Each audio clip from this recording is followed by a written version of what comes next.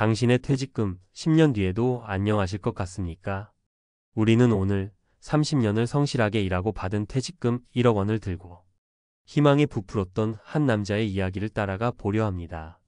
그리고 그가 어떻게 2년 만에 5천만 원의 빚을 떠안은 좀비 자영업자가 되어버렸는지 그 처절한 과정을 함께하며 우리가 절대 밟지 말아야 할 함정이 무엇인지 짚어보겠습니다. 2년 전 중견기업의 생산관리부장으로 30년을 헌신한 김성호 씨는 동료들의 박수 속에서 자랑스러운 퇴임식을 가졌습니다.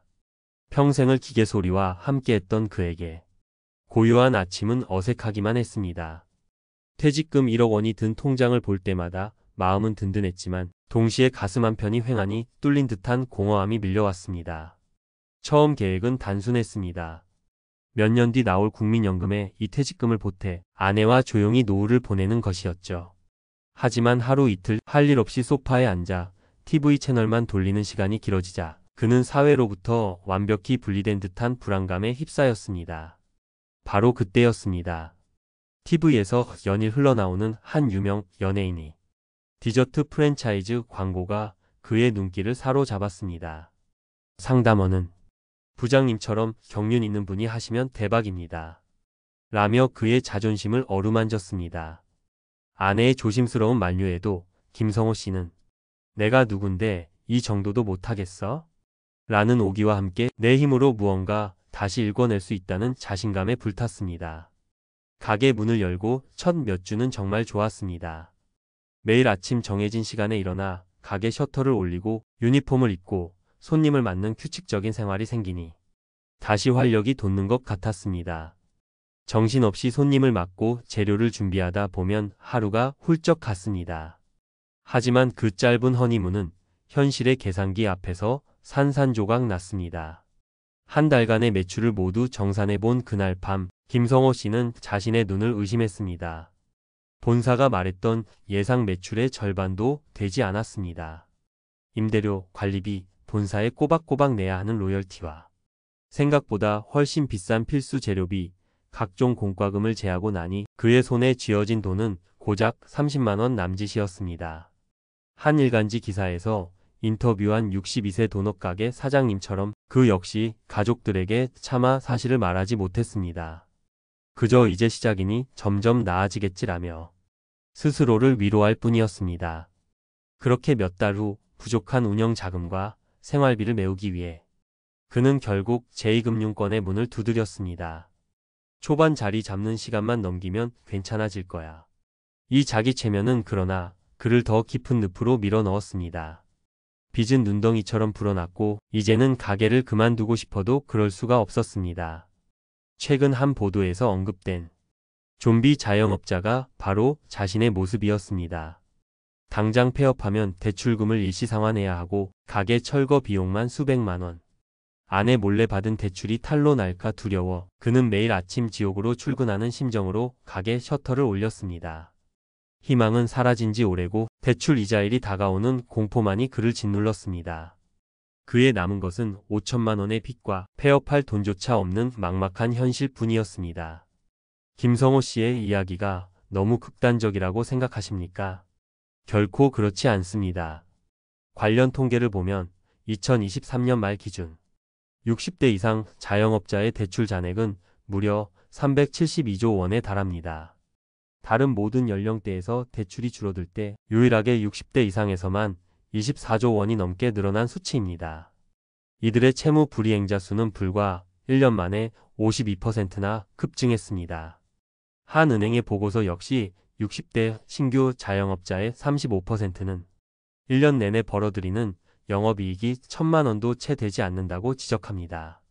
이것은 개인의 실패가 아니라 준비 없이 생계의 벼랑 끝으로 내몰리는 우리 사회의 구조적인 비극입니다. 하지만 모두가 같은 길을 걷는 것은 아닙니다. 비슷한 시기 퇴직을 앞둔 박서연 씨의 이야기를 들어보시죠.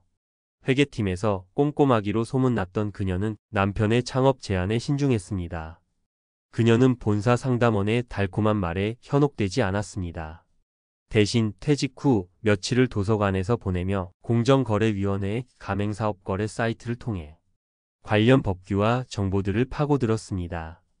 그리고 그녀가 가장 먼저 한 일은 관심 있던 프랜차이즈의 정보 공개서를 출력해 마치 회사의 재무제표를 뜯어보듯 분석하는 것이었습니다.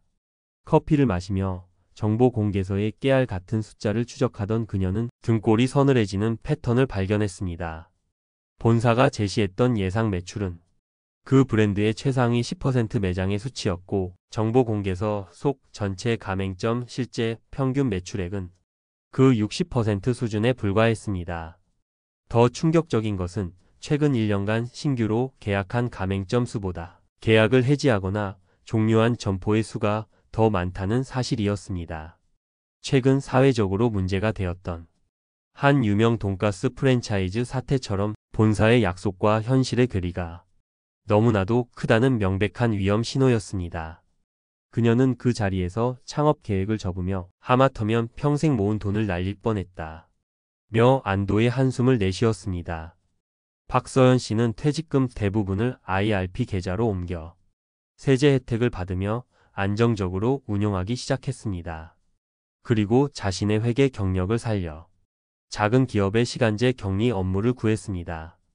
큰 돈은 아니었지만 사회와 연결되어 있다는 소속감과 매달 통장에 찍히는 예측 가능한 수입이 주는 안정감은 무엇과도 바꿀 수 없었습니다. 김성호 씨가 팔리지 않는 디저트를 보며 한숨 쉴 때 그녀는 마음의 평온을 얻었습니다. 자, 지금까지 우리는 너무나 다른 두 사람의 선택을 살펴봤습니다. 지금부터가 진짜 중요합니다. 이들의 운명을 가른 결정적인 차이는 무엇이었을까요? 여러분이라면 이 상황에서 어떤 선택을 하셨을 것 같나요? 실패한 창업에는 공통적으로 나타나는 세 가지 심리적 함정이 있습니다. 첫째, 은퇴 후 소득 공백과 사회적 역할 상실에 대한 조급함입니다. 이 조급함이 냉정한 판단력을 마비시킵니다. 둘째, 맹신입니다. 불확실한 미래에 대한 불안감 때문에 검증되지 않은 본사의 장밋빛 약속과 유명세에 기대고 싶어지는 심리입니다. 셋째, 출구 전략의 부재입니다. 설마 망하겠어라는 근거 없는 낙관론에 빠져 실패했을 때의 끔찍한 결과를 애써 외면하는 것입니다. 이 함정에 빠지지 않으려면 우리는 무엇을 준비해야 할까요? 첫째, 당신의 노후 자금에 안전선을 그어 두십시오. 창업에 당신의 노후 자금 전부를 쏟아붓는 것은 도박과 같습니다. 최소 50%는 어떤 일이 있어도 지켜야 할 최후의 보루로 남겨두십시오. 이는 거친 바다로 나가는 배에 구명보트를 하나 달아두는 것과 같습니다. 퇴직금은 IRP 계좌에서 안정적으로 운용하며 세제 혜택을 받고 국민연금 수령까지의 소득 공백은 다른 방법으로 메우는 구체적인 현금 흐름 계획을 반드시 세워야 합니다. 둘째, 정보 공개서를 해부하듯 분석하십시오. 프랜차이즈를 고려하신다면 계약서는 쳐다보지도 말고 정보 공개서부터 요구하십시오. 이것은 그 프랜차이즈의 건강검진 결과지입니다. 특히 세 가지를 확인해야 합니다. 최근 3년간 실제 가맹점들의 평균 매출액, 가장 장사가 안 된 지점들의 매출 하한가, 그리고 신규 계약 건수 대비 계약 해지 및 종료 건수의 비율. 이 차가운 숫자들이 당신의 뜨거운 열정을 지켜줄 것입니다. 셋째, 폐업 시뮬레이션을 해보십시오. 좀비 자영업자가 되지 않으려면 시작하기도 전에 끝을 생각해야 합니다. A사 용지를 꺼내 만약 1년 안에 사업을 접게 된다면 들어갈 비용을 계산해 보십시오. 본사에 내야 할 위약금, 남은 대출 원리금, 가게 인테리어, 철거 비용, 중고로 팔리지도 않는 집기 처분 비용까지. 이 합계 금액이 감당 불가능하다면 그 사업은 시작해서는 안 되는 사업입니다. 넷째, 자영업자의 유일한 방패, 노란 우산 공제에 가입하십시오. 만약 모든 위험을 검토하고도 창업을 결심했다면 사업자 등록증이 나오자마자 가장 먼저 노란 우산 공제에 가입하십시오. 이는 법적으로 압류가 금지된 자영업자를 위한 최후의 사회적 안전벨트입니다. 폐업 시 당신과 가족을 지켜줄 최소한의 재기 자금이 되어줄 것입니다. 이것은 선택이 아닌 필수입니다. 다섯째, 발로 뛰고 귀로 확인하십시오. 서류만 믿어서는 안 됩니다. 관심 있는 프랜차이즈의 가맹점들을 최소 10곳 이상 직접 방문해 보십시오. 한가한 평일 오후와 바쁜 주말 저녁에 모두 찾아가 실제 상황을 보고 가능하면 점주에게 다가가 이렇게 물어보십시오. 사장님, 정말 죄송한데 창업을 고민하는 사람으로서 딱 한 가지만 솔직하게 여쭤봐도 될까요? 그들의 표정과 한숨 섞인 대답 속에 수천만 원을 아껴줄 진짜 정보가 있습니다. 60세 은퇴는 끝이 아니라 새로운 시작입니다. 하지만 그 시작이 지난 수십 년의 땀과 시간을 한순간의 물거품으로 만들어서는 안 됩니다. 당신의 퇴직금은 단순히 돈이 아닙니다. 그것은 당신의 지난 세월에 대한 보상이자 남은 인생을 지켜줄 가장 소중한 자산입니다. 조급한 마음에 성급한 결정을 내리기보다 철저히 준비하고 냉정하게 판단하여 다른 누구도 아닌 당신 스스로가 당신의 귀한 삶을 지켜내시길 진심으로 바랍니다. 오늘 내용이 당신의 소중한 노후를 지키는데 조금이라도 도움이 되셨다면 구독과 좋아요로 응원해 주십시오. 그리고 비슷한 고민을 하고 계시거나 혹은 현명하게 위기를 극복한 경험이 있으시다면 댓글로 여러분의 소중한 이야기를 나눠주시길 부탁드립니다. 여러분의 이야기가 누군가에게는 등대가 될 수 있습니다. 감사합니다.